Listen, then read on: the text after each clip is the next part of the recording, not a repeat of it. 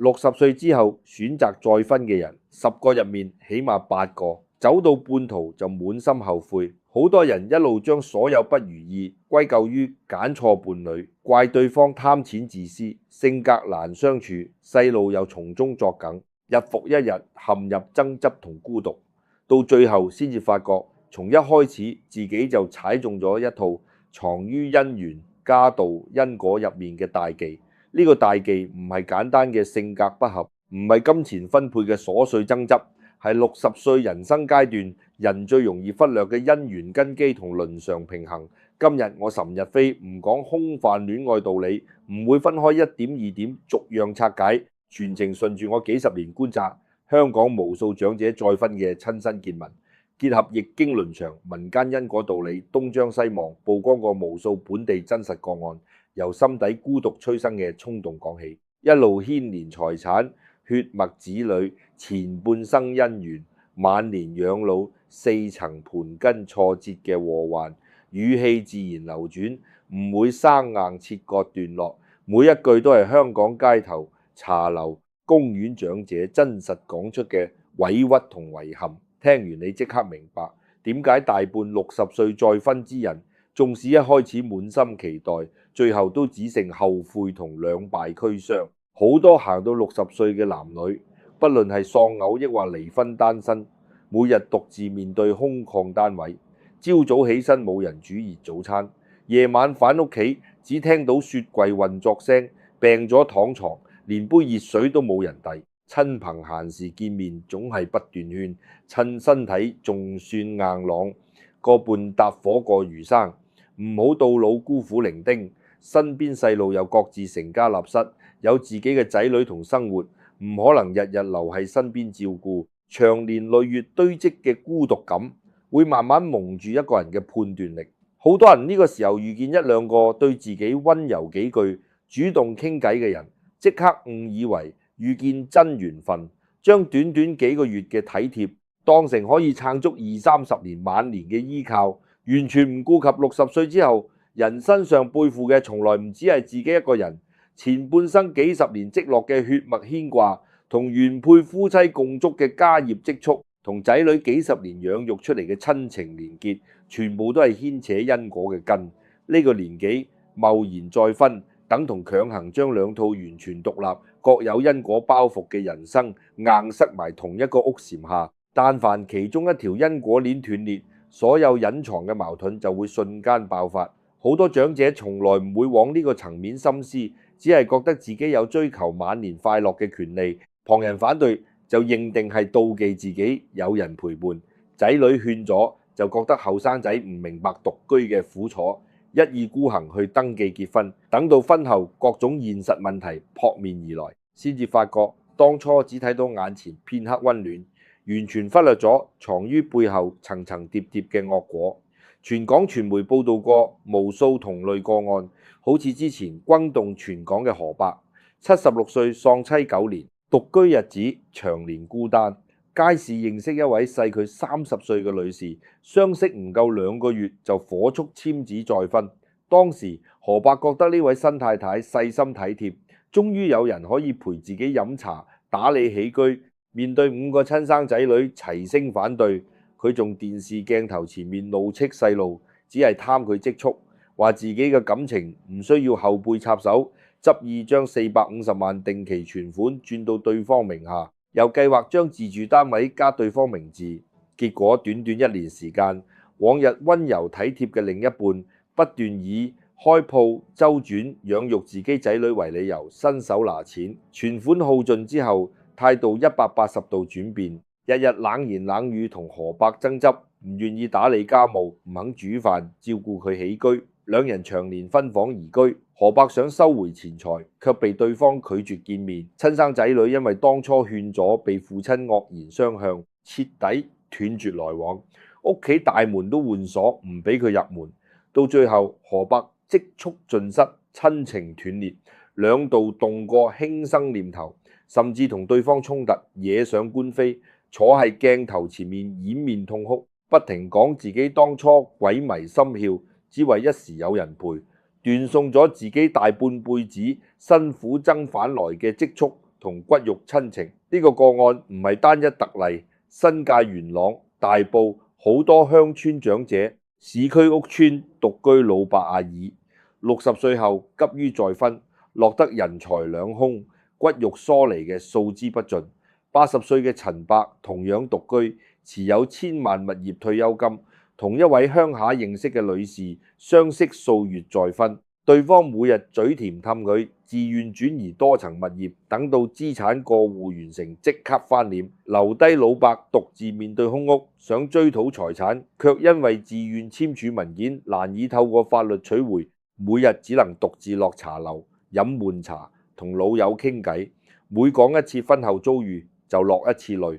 呢兩位長者一開始都深信自己揀到合適伴侶，從來唔會預料到後面一連串磨難，根源唔係對方天生心術不正，而係佢哋踩中咗60歲再婚最核心嘅因果大忌，貿然將兩段各有前因後果嘅人生強行捆綁，卻完全唔懂得分隔兩邊嘅血脈積蓄舊緣分，任由兩套因果互相衝撞。最終所有災禍全部落到自己身上。要拆解呢個因果大忌，首先要明白《易經》入面講嘅倫常陰陽道理。咸卦講夫妻感應，必須係兩個空白無包袱嘅靈魂互相吸引，先至能夠陰陽調和，家宅安寧。歸梅卦則警示超靈半路結合嘅姻緣，但凡雙方各自攜帶沉重舊業、血脈牽掛，就會出現初時有月，不久反凶嘅定數。年輕人20幾歲初次結婚，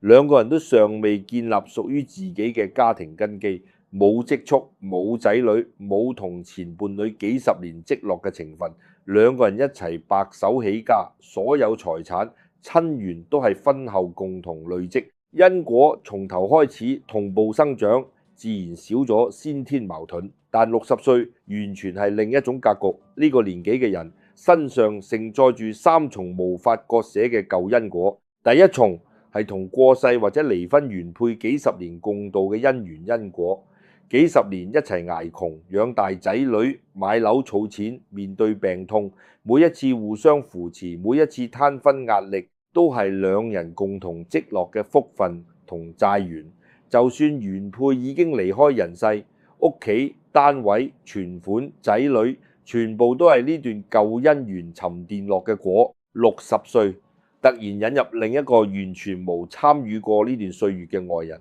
等同硬生生插入一段成形嘅因果循環，打亂原本屋企陰陽平衡。易經講家有救主，氣場自定。原配幾十年經營出嘅屋宅氣運，本來會跟住血脈流傳俾仔孫，半路引入外人，分走資產，瓜分親情，屋宅福氣會瞬間打散。好多長者再婚之後，明顯感覺屋企運勢轉差，身體時不時病痛，生意退休金莫名損耗，仔女事事諸多不順。好多人以為只係運氣不好，實際係舊姻緣因果被強行打斷，新舊兩股氣場互相衝撞產生嘅反噬。第二重無法分割嘅因果係各自血脈仔女嘅繼承因果。60歲之人名下嘅樓宇、定期、強積金、退休金，從倫常因果層面嚟講，大半都係為咗養育仔女，留俾後代安身立命積落。每一分一毫都摻雜住養育細路幾十年付出嘅心血，屬於原生血脈代代傳承嘅定數。一旦登記再婚，法律上另一半自動擁有配偶繼承權，無論婚前婚後財產。一旦身故，對方有資格分走一半資產，等同將原本屬於親生仔女嘅福分平白分予另一個無血緣關係嘅外人。呢種改變血脈財產傳承規律嘅行為，喺傳統因果角度嚟講，屬於動搖家根。細路心底會滋生不滿怨恨，親子之間本來順暢嘅緣分會生出隔閡。就算一開始細路唔激烈反對，心底始終會存有芥蒂。逢年過節唔願意返屋企團聚，遇見大事唔願意同父母商議，等到長者體弱多病需要照顧時，親生仔女會覺得父母當初為咗外人犧牲自己利益，不願意出力服侍，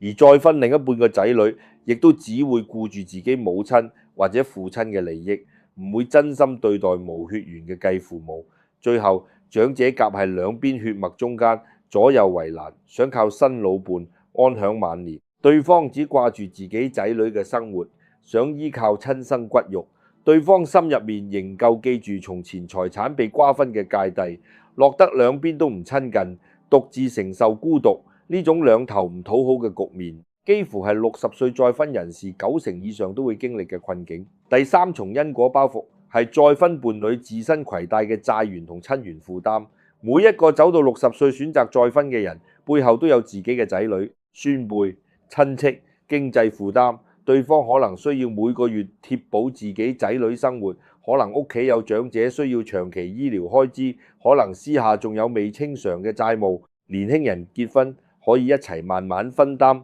化解負擔，但60歲之後，兩個人剩低嘅人生歲月已經有限，積蓄同退休金只夠支撐自身養老同醫藥，一旦要分攤另一個家庭所有開支，自己晚年保障會瞬間被掏空。呢啲隱藏嘅負擔，好多人熱戀期完全唔願意深思，覺得愛情可以抵消一切金錢壓力，等到婚後各類開支接踵而來，先至發覺自己要承擔從未預計過嘅重擔，心底生出無止盡嘅計較同埋怨。兩人之間僅存嘅溫情會被金錢瑣碎消磨殆盡，日日為使錢貼補邊一邊細路爭執不休。原本想兩人互相扶持，最後變成互相拖累、互相算計。呢三重舊因果堆積埋一齊，就構成咗60歲再婚必定踩中嘅大忌。人到花甲，卻強行割裂自身前半生積落嘅血脈姻緣、家業因果，將兩套獨立完整嘅人生福禍強行交融，又唔懂得設立清晰界線，分隔兩邊負擔同資產，任由新舊因果互相衝撞，反噬自身。呢個就係點解大部分60歲再婚人士，無論揀邊一個伴侶，最後都難逃後悔。命運嘅核心底蘊唔係單純揀錯人，係一開始就違背咗花甲之年對應嘅倫常陰陽規律。好多人聽到呢度會反駁，身邊都有60歲再婚之後和諧安穩嘅長者，點解佢哋唔會後悔？其實呢類少數美滿個案，全部都做到咗分隔新舊因果嘅關鍵步驟。婚前簽署完整資產分離協議，所有原生樓宇、存款、退休金明確歸屬親生仔女，婚後各自負擔自己細路嘅開支，唔互相貼補對方家庭。雙方仔女亦都認可呢份清晰界線，唔會因為財產產生怨恨。兩位長者只係互相陪伴，分擔日常起居開支，唔牽扯任何遺產繼承、跨家庭資金流轉，等於只交融情感，陪伴呢一層淺薄緣分，唔打擾各自根深蒂固嘅舊因果，先至能夠避開反噬禍患。但呢種理性清醒嘅長者，10個入面先至有一個。絕大多數花甲單身人士被孤獨沖昏頭腦，唔願意婚前坦坦蕩蕩講清楚金錢、遺產、仔女負擔嘅規劃，覺得講資產分離會傷害雙方感情，刻意迴避所有現實問題，一味用情緒同溫情掩蓋藏於底下嘅因果矛盾。等到登記結婚，法律關係確立，所有界線全部模糊，衝突自然日日上演。就好似香港好多屋邨獨居阿姨，60幾歲認識同屋邨嘅單身老伯，相識幾個月，覺得對方溫柔體貼，唔好意思同對方講清楚自己層樓要留俾個仔，亦都唔詢問對方每個月要貼補佢個女幾多生活費，草草登記再婚。婚後老伯每個月將大半退休金轉俾自己女兒，阿姨想將單位加個仔名，卻被老伯反對，驚慌自己身故之後冇婚前，兩人日日為樓宇退休金嘈到面紅耳赤，從前一齊落公園散步飲早茶嘅溫馨畫面完全消失。阿姨後悔當初唔講清資產界線，老伯埋怨阿姨只掛住自己親生仔，兩人夾係各自細路中間。逢年過節，屋企永遠充滿冷戰同爭執，想離婚又顧及旁人，閒話唔離婚，又日日內耗煎熬。陷入進退兩難嘅境地。呢種困境根源從來唔係兩個人性格不合，係婚前刻意忽視因果界線，將兩邊血脈積落嘅利益糾纏埋一齊，讓新舊因果持續衝撞，最終所有痛苦都要自己承受。再往人性深處拆解，60歲之後，人對伴侶嘅需求本質同20、30歲年輕人完全兩樣。年輕人結婚追求心靈契合，一齊規劃未來，共同生兒育女，兩個人目標同步，願意一齊捱苦，積累屬於彼此嘅未來。但60歲之人再婚，內心深層需求只分兩種，男性大多渴望有人打理家務、煮飯洗衣，身體不適時有人端藥照顧，尋求嘅係免費起居照料。女性大多渴望有人分擔經濟開支，每個月有穩定金錢傍身，出街有人陪伴撐場，尋求嘅係物質依靠。兩邊心底都帶住明確嘅索取目的，而非無私付出嘅感情。呢種從一開始就失衡嘅索取心態，會加劇因果之間嘅矛盾。易經講一陰一陽之謂道，感情要長久，必須互相施予，平衡互補。但凡一方只懂索取，一方被迫付出，陰陽失衡就會滋生怨氣，怨氣累積就會動搖家宅福分。好多60歲再婚嘅男士，婚後先至發覺自己本想人照顧起居，結果對方每個月不斷伸手要錢，仲要佢一力承擔對方孫輩讀書、醫療開支，自己大半退休金用於貼補外人家庭，想減少支出就會引來對方冷戰，指責唔夠真心。好多再婚女士本想響人分擔經濟壓力，婚後先至發覺對方退休金只夠自己使用，仲要求自己全日打理全屋家務，唔肯分擔半點勞動。一旦身體唔舒服，想對方照顧，對方就會推說自己年紀大，體力不支。兩邊原本藏於心底嘅索取期待落空，即刻生出無止盡嘅計較，日日數算自己付出幾多，對方回報幾少，昔日溫情蕩然無存。好多長者呢個時候先至醒悟，當初以為遇見真愛，實際只係兩個孤獨之人，各自尋求利益依靠。呢種建立喺索取之上嘅姻緣，本來根基就虛浮，再加上兩邊血脈財產嘅因果衝撞，輕則日日爭執冷戰，重則人財兩空，骨肉斷絕。好似之前東張西望訪問過嘅84歲老伯，月入24,000退休金，再婚妻子比佢細29歲，婚後每日以各種理由伸手拿錢，老伯辛苦掙嘅收入幾乎全數上交，對方卻從唔願意為佢煮一餐熱飯，長年同佢分房睡，逼老伯睡廚房旁邊細床。7年來兩人無正常夫妻生活，等到老伯積蓄耗盡，對方即刻提出離婚，仲要求分割老伯唯一自住單位。老伯親生仔女求助，細路因為當初反對再婚，早已斷絕來往，電話唔接，門唔開。老伯獨自坐喺街頭掩面痛哭，話自己從未諗過，只為有人陪幾年，落得晚年無依無靠。呢個老伯從一開始就踩中雙重因果大忌，一來強行融合兩個獨立家庭嘅財產同血脈，二來帶住單方面索取嘅心態尋找伴侶，兩層錯誤疊埋一齊，最後換來滿心遺憾同孤獨。好多人會將婚後所有矛盾簡單歸結於子女蠻不講理、貪圖父母錢財，但其實細路反對花甲父母再婚，心底亦都藏住血脈因果嘅本能顧慮。每個親生仔女從細到大睇住父母同原配一齊捱過幾十年風雨，屋企每一層樓每一分存款都係父母同已故或者離婚母親共同爭返來，心底默認呢啲積蓄最後會完整留俾自己同下一代。父母60歲突然帶外人登記再婚，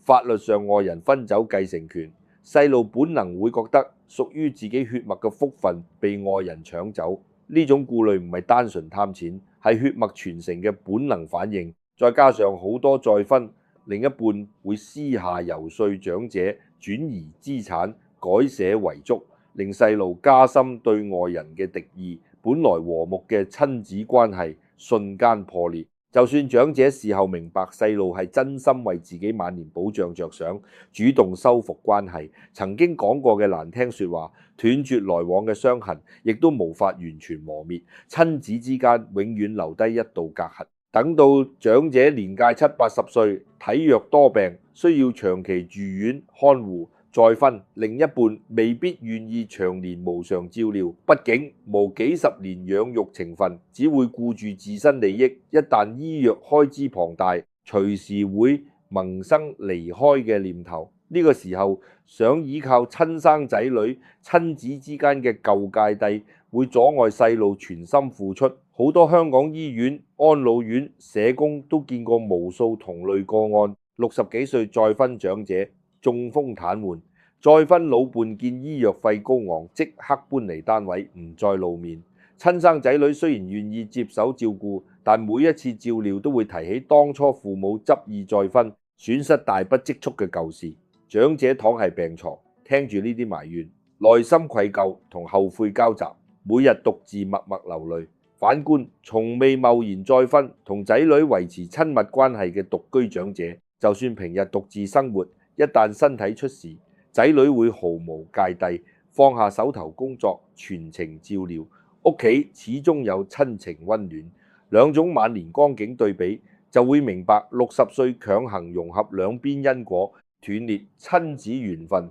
付出嘅代價到底有幾沉重？易經選卦講，人到暮年宜守不宜進。所謂守係守住前半生積落嘅血脈、家業、舊緣福分，唔好隨意主動打破既定平衡。60歲屬於人生收穫守成階段，前半生所有耕耘嘅福分，本來會隨住歲月慢慢滋養自身同親生後代。但凡貿然引入新姻緣，搞亂財產、繼承、割裂親子情緣，就等同主動損耗自身暮年福氣，屬於自招損失嘅行為。好多長者唔明白守成呢個道理，覺得晚年仲有追求新感情嘅資格，一味衝動往前闖，完全唔顧及暮年身體同福氣，承受唔起因果衝撞帶來嘅反噬。年輕人體質強，福氣厚，就算踩錯因果，亦都有大把時間慢慢修復彌補。但60歲之後，人體元氣逐步衰退，